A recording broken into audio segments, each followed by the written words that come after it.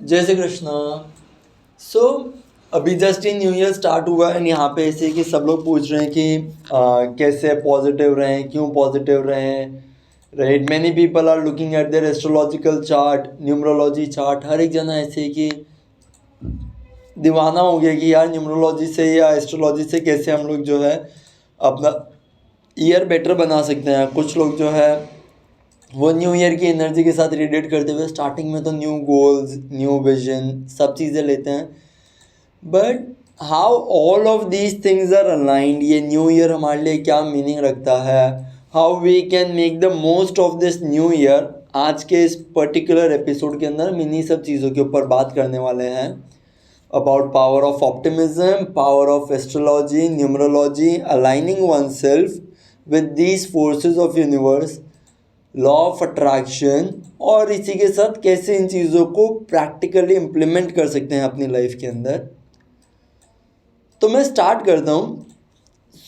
हमारी ब्रेन के अंदर अगर आप लोगों ने नोटिस किया हो तो जो भी थॉट चल रहा होता है ना, उसके रिलेटेड इमेजेस आती रहती हैं। एंड जैसी इमेजेस आती हैं उसी टाइप से फीलिंग्स जनरेट होती है हमारे अंदर। अब आप मेरे को एक चीज़ बताओ, अगर आपके अंदर पॉजिटिव इमेजेस आई हैं, पॉजिटिव फीलिंग जनरेट हुई है, आप कैसा रिस्पॉन्ड करोगे पॉजिटिव फीलिंग के साथ? पॉजिटिव। Isn't this obvious?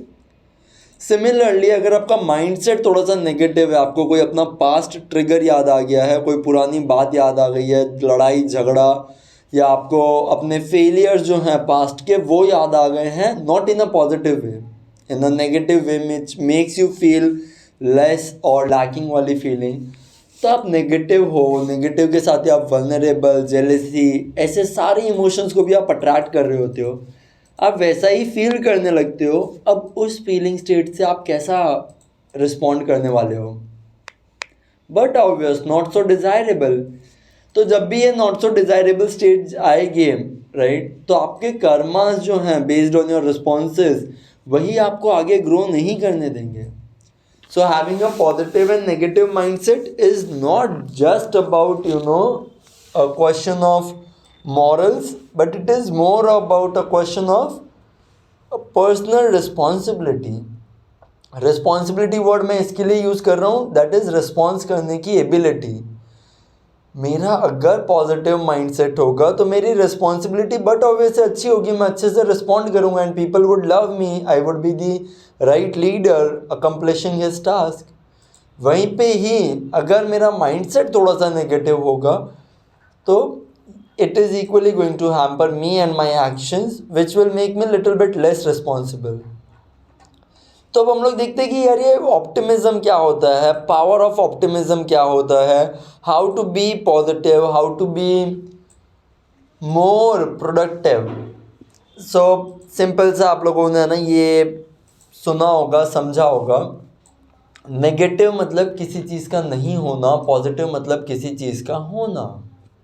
तो जब आप अपने ब्रेन को बोल रहे हो हमारे पास ये है, हमारे पास ये है, हमारे पास ये है, जब आप जितना ज़्यादा बार बोल रहे हो wow we are blessed with this, blessed with this, blessed with this, blessed with this, तो आपको अच्छी फीलिंग आएगी, आपको लगेगा वाओ लाइफ में बहुत कुछ है। आपका ब्रेन उसी फ्रीक्वेंसी पे सोचेगा कि यार हमें तो लाइफ में बहुत कुछ मिला है, एंड अकॉर्डिंगली बिकॉज ब्रेन उसी फ्रीक्वेंसी पे सोच रहा है तो वो आपकी लाइफ के अंदर अपॉर्चुनिटीज़ भी कैसी लेके आएगा, वैसी ही जिसके अंदर आपके पास बहुत कुछ है, राइट। रेडियो की तरह हम इसको समझते हैं, लॉ ऑफ अट्रैक्शन का आपने वो प्रिंसिपल सुना होगा, और अगर नहीं सुना है तो बहुत एक फेमस प्रिंसिपल है जो ये बोलता है कि हमारा ब्रेन जो रेडियो के अंदर ट्रांसमीटर होता है वो है, हम एक रेडियो के अंदर कैसे एक पर्टिकुलर फ्रीक्वेंसी सेट करते तो इंस्टेंटली वो म्यूज़िक आने लगता है, एंड जैसा म्यूज़िक आता है वैसा ही हम फील करते हैं।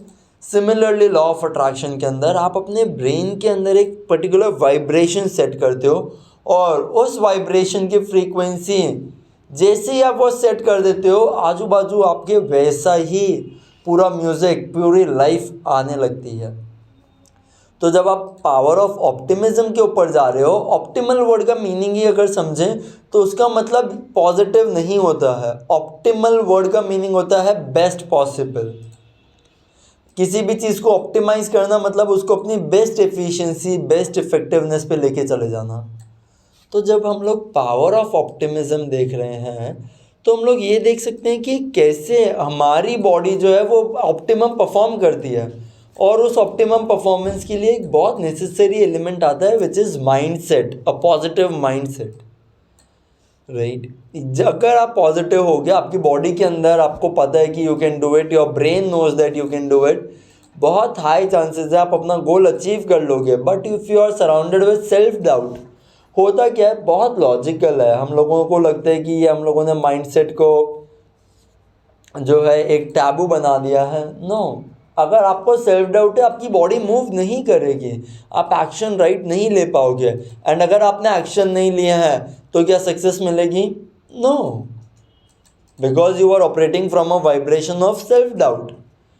अगर आप जेलेसी फील कर रहे हो, आप सामने किसी और को बुरा फील करवाओगे एंड उसके बाद अपना काम करोगे, वरना आपको बुरा फील हो रहा होगा, आप वल्नरेबल रहोगे। आप जब उस नेगेटिव फ्रीक्वेंसी से ऑपरेट कर रहे हो, आपके सारे काम इतने अच्छे से नहीं हो पाएंगे, and that is going to impact you. तो ये सारी चीज़ों के अंदर एस्ट्रोलॉजी और न्यूमरोलॉजी का क्या रोल आता है? देखो, बहुत सिंपल सा रोल है। एस्ट्रोलॉजी और न्यूमरोलॉजी, पहली बात तो हमें ये समझना चाहिए, कभी भी हमारा चार्ट खराब नहीं होता है। एस्ट्रोलॉजी और न्यूमरोलॉजी का हमें उसके साथ अलाइन करना होता है। आप खुद सोचो, आप कितने यूनिक हो, इतने सारे लोग हैं, बट आपकी बर्थ डेट, आपका टाइम ऑफ बर्थ से जो आपका एस्ट्रोलॉजिकल चार्ट बनता है या न्यूमरोलॉजी जो कैलकुलेशंस बनती हैं, कितनी यूनिक है, राइट। बहुत लोगों का जो है ड्राइवर नंबर न्यूमरोलॉजी के हिसाब से 4 हो सकता है, बट 4 किस तरीके से है, 3-1-1-3-2-2 या सिंपल 4। उसके साथ साथ डेस्टिनी नंबर का एक अलग कॉम्बिनेशन, वो किससे बन रहा है। एस्ट्रोलॉजी के अंदर इतने सारे आपके हाउसेज हैं, राइट, हर एक प्लैनेट की अपनी इंपॉर्टेंस है। तो आपको सबसे पहले ये समझना है कि मेरा चार्ट बहुत यूनिक है, और अगर मैं अपने चार्ट के साथ खुद को अलाइन कर लूँ तो ये मेरे को बहुत हेल्प करेगा। अब अपने चार्ट के साथ कैसे खुद को अलाइन किया जाए? देखो, बहुत सिंपल है, राइट। आपको ये देखना है, आपका चार्ट देख के, कि आपकी स्ट्रेंथ क्या है, आपका बेसिक इनहेरेंट नेचर क्या है, कौन सी चीज़ें आप करोगे तो वो आपके लाइफ के कर्मास के साथ अलाइन करेंगी। अगर आप इतनी चीज़ें देख लेते हो, राइट, आप ऑटोमेटिकली ऑप्टिमम परफॉर्म करोगे। मैं एक छोटा सा एग्जाम्पल लेता हूँ, राइट, यहाँ पे ही हम लोग बात करते हैं। समझो अगर कोई एस्ट्रोलॉजी कर रहा है और एस्ट्रोलॉजी के अंदर उनका जो बर्थ चार्ट आया है, उनका जो लग्न लॉर्ड है, राइट, लग्न लॉर्ड इज फर्स्ट हाउस के जो भी लॉर्ड है। अगर वो लग्न लॉर्ड सन है, you should be more into leadership, government oriented things, तो आप बेटर उन चीज़ों में परफॉर्म कर पाओगे। क्रिएटिविटी हो गया है, राइट, इनोवेशन हो गया है। अगर आपका लग्न लॉर्ड जुपिटर है तो आप लोगों को टीचिंग के अंदर, मिस्टिसिज्म, स्पिरिचुअलिटी, इन सब चीज़ों के अंदर you will be deeply interested. अगर आपका लग्न लॉर्ड वीनस हो गया है, you can be a good financial person, ठेकेदार, ज़मींदार, you can be a good romantic person. अगर आपका लग्न लॉर्ड मर्क्यूरी हो गया है, you can be a mathematician, an astrologer, a sales person, a businessman, an entrepreneur. अगर आपका लग्न लॉर्ड राहु हो गया है तो आप लोग अनकन्वेंशनल थिंकिंग है, out of the box, innovation, entrepreneurship, इन सब चीज़ों के अराउंड आप बहुत अच्छा कर सकते हो। ऑल्दो राहु कभी हमारा लग्न लॉर्ड होगा नहीं, सैटर्न एंड राहु साथ में हो सकते हैं, बट राहु अकेला नहीं होगा। सैटर्न अगर आपका लग्न लॉर्ड है तो आपको समझना चाहिए कि आप डिसिप्लिन वाली चीज़ों में बेटर परफॉर्म कर सकते हो, आप रूटीन वर्क के अंदर ज़्यादा बेटर परफॉर्म कर सकते हो compare to innovation, compare to quick thinking, right, problem solving assessment से बेटर आप इन सब चीज़ों में काम कर सकते हो। तो जैसे ही आप अपनी स्ट्रेंथ जानते हो, use right affirmations, use right images, और वैसा ही आप फील करोगे, वैसा ही आप एक्ट करोगे। आपके न्यूमरोलॉजी, एस्ट्रोलॉजी की एनर्जीज आपको सपोर्ट कर रही है, आप एक बहुत बैलेंस्ड लाइफ जियोगे। Just by understanding your pattern, your birth chart, your numerology chart, optimizing yourself, you are going to live a really rich life. और क्या यही हमारे 2025 का गोल नहीं होना चाहिए? डेफिनेटली। तो इसी के साथ हम लोग हमारे 2025 का गोल जो है राइट उसको अलाइन करते हैं हमारे बर्थ चार्ट, हमारे न्यूमरोलॉजी नंबर्स के साथ, हमारे पर्सनल बिलीव्स के साथ, हमारे पर्सनल गोल्स के साथ। और याद रखना, ऑप्टिमाइज अगर खुद को करना है तो gratitude, that is great attitude तो होना ही चाहिए। तो ईयर के स्टार्टिंग से ही एक ग्रेट एटीट्यूड रखो, पूरे साल एक्नॉलेज करो वो सारी चीज़ें जिसके लिए आप थैंकफुल हो सकते हो, होना चाहिए, जो आपके पास है, जो आपको मिली है। That is going to add that extra level into your journey, that is going to help you manifest that blessing in your life, manifest that new reality, new level in your life. So yes, this is pretty much up. If you have any doubts, feel free to message or comment and we would love to cater them all. Thank you so very much. Jai Shri Krishna.